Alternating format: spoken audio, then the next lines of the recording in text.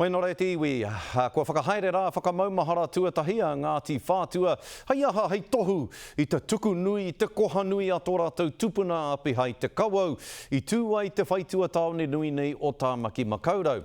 Hei tā tāroe Black e hiahiana te iwi nei, kia tūtera huri tau o tāmaki makaurau ki te tekau mā waru o hepetema, te rā o te tuku nui nei, kaua i te marama o Hānuere pēnei i tēnei wānei. Hei tā Ngāti Whātua ko te tekau mā waru te rā e tino whakatauwi rāna i te ngākau o te tiriti o Waitangi.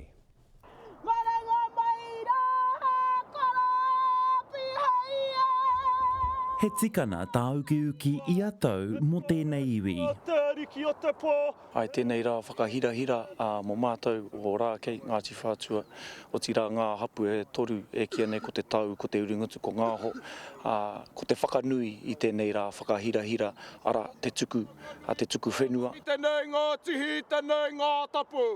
He whakahaetana i waina nui te ariki o Ngāti Whātua ko Apihia Te Kawau rāwa ko Kāwana William Hobson ko tahirau waru tekau mārua tau ki muri tatu mai ki tēnei rā. Ko tēnei ke te anniversary me ki te oroko hanga o tēnei wāhi o tāmaki makaurau.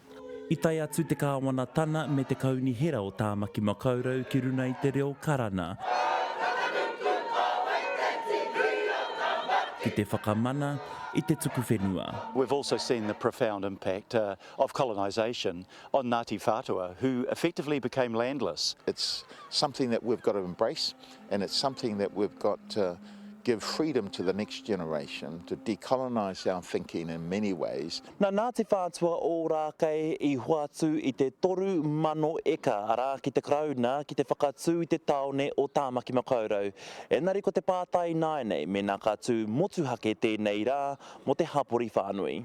Auckland Council has a role to play here, and I believe that they need to wrap around their understanding in this. This can be uniquely Auckland's day. If the date were to be changed, that's a matter for the government of the day. But look, let's have the discussion. Hoi anō, he aha tā te hau kāina me nā ka whakarereke tia te rā hararei mo tāmaki. That's a good thing to tuku. No, I don't think there should be any changes. Do whatever we all can, and definitely today will be all right. O tira mo te iwi mā te kōrero ka mārama mo tēnei rā.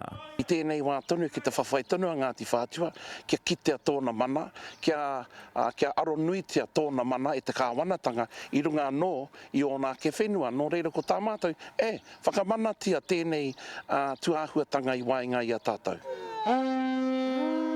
Kaore kore ka heke rāno e nei kōrero ki nā uri whakatipu o Ngāti Whātua Ōrakei. Tāro Black, te karere.